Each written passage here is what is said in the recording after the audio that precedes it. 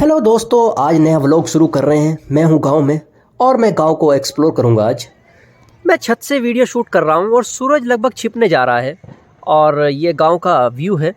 और ये सामने जो है मछली पालन है, फिशरीज़ है, और जो बिल्कुल जस्ट सामने नज़र आ रही है वो हमारे गांव की ईदगाह है, यानी कि ईद की नमाज़ जहाँ पढ़ी जाती है। रिकन्स्ट्रक्शन चल रहा है, फर्श लग रहा है यहाँ पर और काफ़ी मज़दूर यहाँ पर लगे हुए हैं। लालिमा छाई हुई है, सूरज लगभग छिपने को है, शाम के 5 बज रहे हैं और गांव का ये नज़ारा है। पक्षी अपने अपने घोंसलों की तरफ लौट रहे हैं। आज दीपावली भी है, शाम में काफ़ी सुंदर नज़ारा होगा। दीपावली का, प्रकाश का पर्व, द फेस्टिवल ऑफ लाइट आज मनाया जा रहा है। और ये गांव का नज़ारा मैं छत से शूट कर रहा हूँ फ़िलहाल।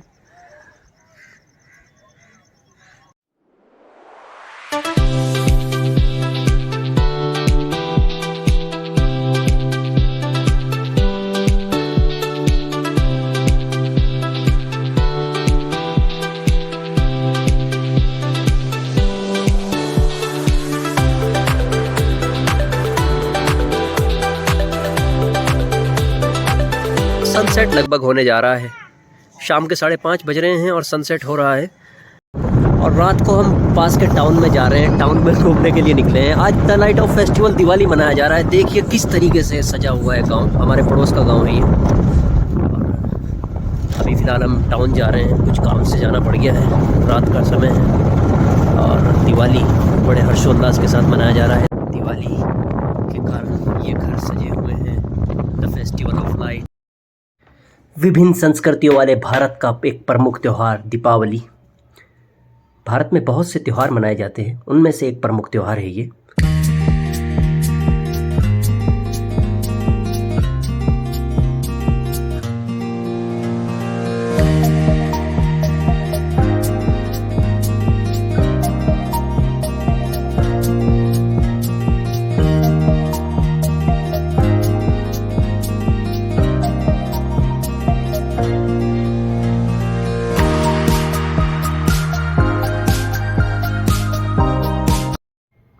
दिवाली से नेक्स्ट डे की शाम और सूरज ग्रहण होता हुआ।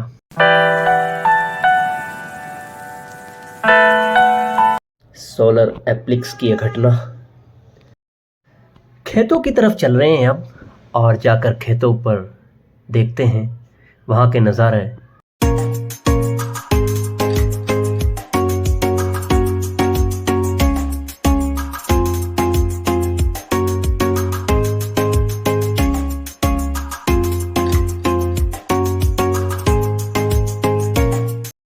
गांव से बाहर निकल चुके हैं और खेतों की तरफ जा रहे हैं अब।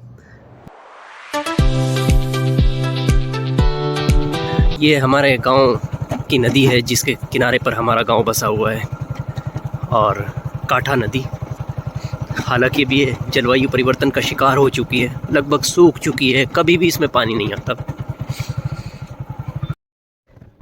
खेतों पर आ चुके हैं और सामने ट्यूबवेल चल रहा है, पानी पी लेते हैं। फ़िलहाल खेत पर भाई पानी पी रहा है और पानी पीने के बाद आगे चलते हैं।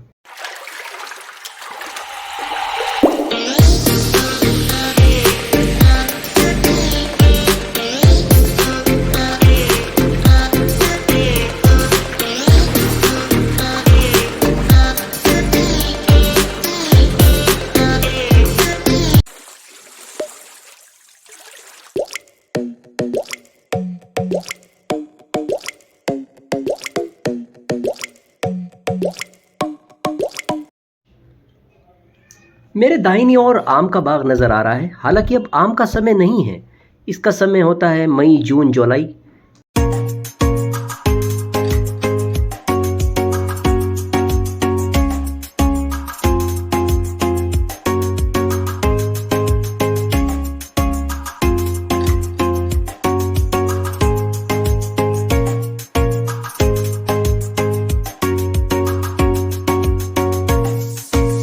सामने जो नज़र आ रही है, अगर देसी भाषा में इसको कहूँ तो ये बुग्गी झोटा है, यानी कि ब्लॉक कार्ट, और ये इसमें हरा चारा भर लिया गया है, लगभग गांव में जाने के लिए तैयार है।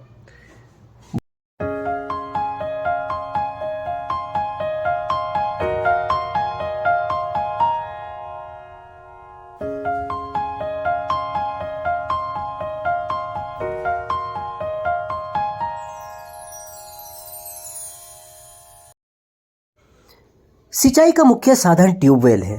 ट्यूबवेल के द्वारा ही खेतों की सिंचाई की जाती है। बहता हुआ पानी खेतों में जाता हुआ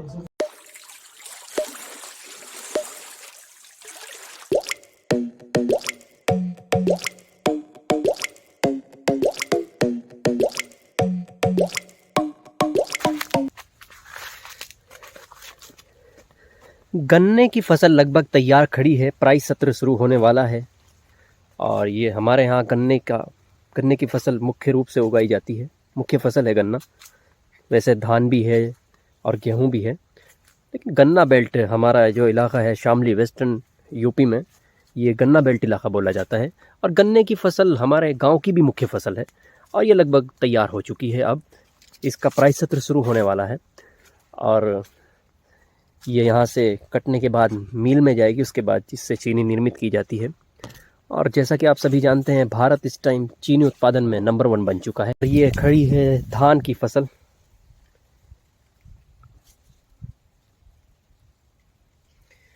धान भी लगभग तैयार हो चुका है। जैसा कि आप जानते हैं, गन्ना हमारे बेल्ट की मुख्य फसल है और उत्तर प्रदेश चीनी उत्पादन में महत्वपूर्ण स्थान रखता है। अभी हाल ही में उत्तर प्रदेश सरकार द्वारा पंचामृत योजना भी चलाई गई है।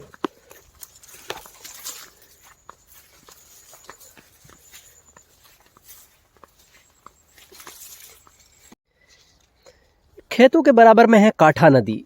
शिवालिक की पहाड़ियों से निकल कर आती है, लेकिन अब लगभग जलवायु परिवर्तन के कारण सूख चुकी है। शिवालिक की पहाड़ियों से निकलकर ये नदी बहते हुए यमुना में जाकर मिल जाती है। शिवालिक की पहाड़ियाँ जो कि सहारनपुर ज़िले से निकलकर शामली ज़िले को होती हुई फिर ये यमुना में मिल जाती है जाकर। हम सुनते आए हैं कि ये नदी एक समय पानी से बिल्कुल लबालब रहती थी, लेकिन अब ये नदी लगभग विलुप्त हो चुकी है। अब इसमें हमने आज तक पानी तो की एक बूंद तक नहीं देखी और पानी लगभग समाप्त हो चुका है। इसकी वजह से बहुत नुकसान इसके झेलने पड़े हैं। इस नदी के विलुप्त होने की वजह से ये नदी जलवायु परिवर्तन का शिकार हो चुकी है, बिल्कुल विलुप्त हो चुकी है। बस नाम मात्र की बची हुई नदी है कि यह काठा नदी है, बस ये सुनते आ रहे हैं। और इस नदी के कारण वाटर लेवल जो है, भूगर्भ जल स्तर जो है, वो लगातार नीचे चला गया है आसपास के इलाकों में। ये नदी जलवायु परिवर्तन का शिकार होने का एक बहुत बेहतरीन उदाहरण है, एग्जाम्पल है। जलवायु परिवर्तन के कारण ये नदी लगभग सूख चुकी है, इसका स्रोत लगभग सूख चुके हैं। अब ये नदी लगभग एक नाला बनकर रह गई है। विलुप्त हो चुकी इस नदी को पुनर्जीवित करने के लिए प्रयास किए जा रहे हैं हालांकि, लेकिन अब तक तो कोई प्रयास सफल नहीं हो पाया है। और देखते हैं ये नदी किस तरह से वापस आती है, प्रयास जारी है।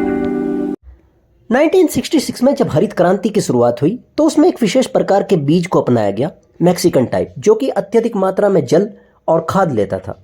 मेरे क्षेत्र पर भी हरित क्रांति का प्रभाव पड़ा, क्योंकि वेस्ट यूपी, हरियाणा और पंजाब में हरित क्रांति की शुरुआत हुई और यहाँ पर भी मैक्सिकन टाइप गेहूं को अपनाया गया।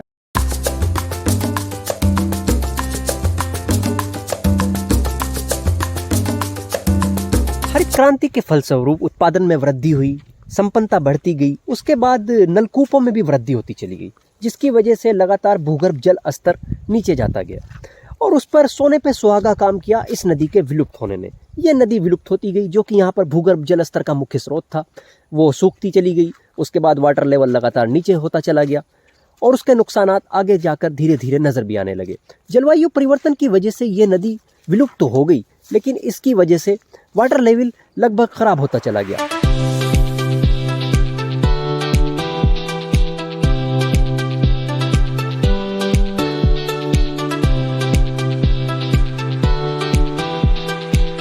तो दोस्तों, मिलते हैं एक नए व्लॉग में। तब तक के लिए खुदा हाफिज, खुश रहिएगा और चैनल को सब्सक्राइब कीजिए, लाइक कीजिए और बेल आइकन को दबाना मत भूलिए। खुदा हाफिज, मिलते हैं नेक्स्ट व्लॉग में।